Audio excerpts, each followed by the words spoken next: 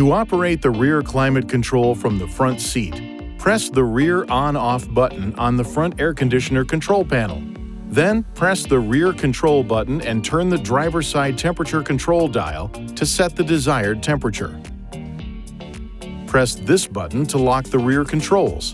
When the rear controls are locked, the rear climate can only be adjusted by using the front controls. To turn off the rear heater and air conditioner from the front seat, press the rear on-off button on the front air conditioner control panel. To operate the rear heater and air conditioner from the second row seat, press Auto or the on-off button on the rear climate control panel. Press these buttons to increase or decrease fan speed. Press the up or down arrow to adjust temperature. Press these buttons to control the rear airflow mode. Press this button to turn the system off.